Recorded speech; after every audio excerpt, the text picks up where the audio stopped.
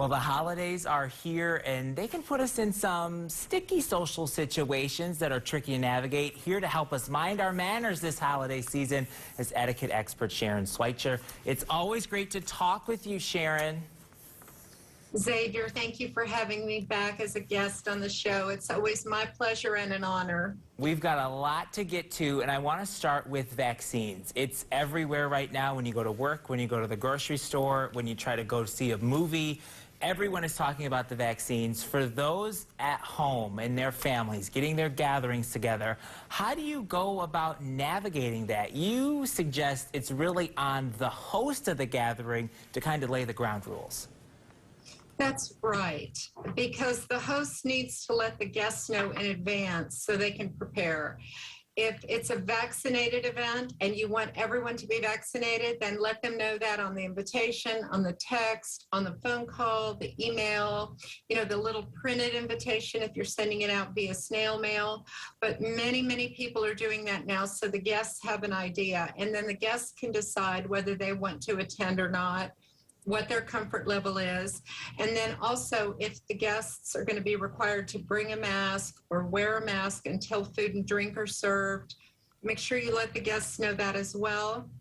And then the host needs to have masks available or face covering available for the guests, just in case someone were to forget theirs. So you want to be a gracious host as well as a gracious guest, because the guest really has the power in this situation. They get to decide whether they want to attend or not.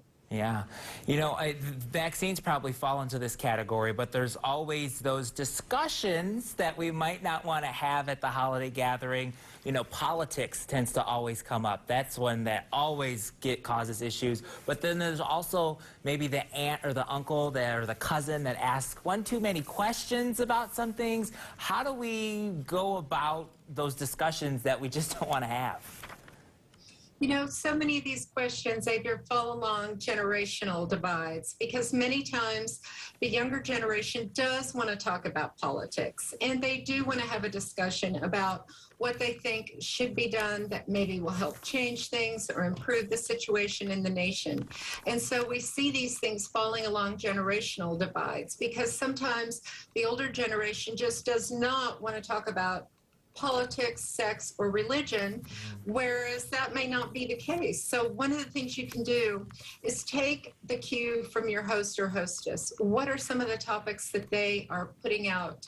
Are they asking people to talk about best-selling books, movies? Oh, the season finale of so many shows is out right now.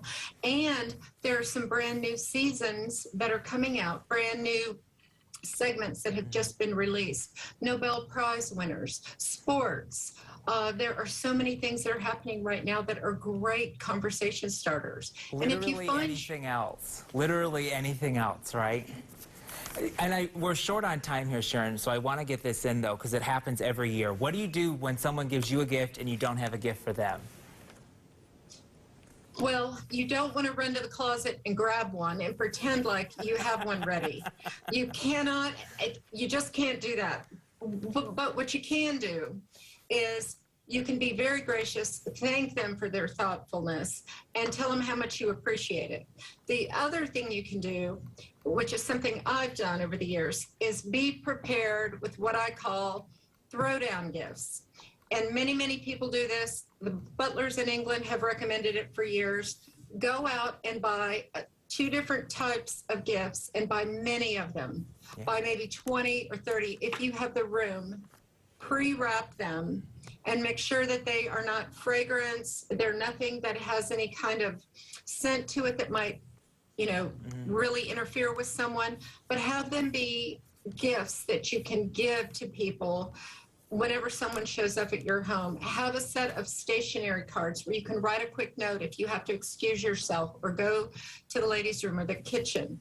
But do not try to match people gift for gift, because someone may bring you something where they're trying to thank you.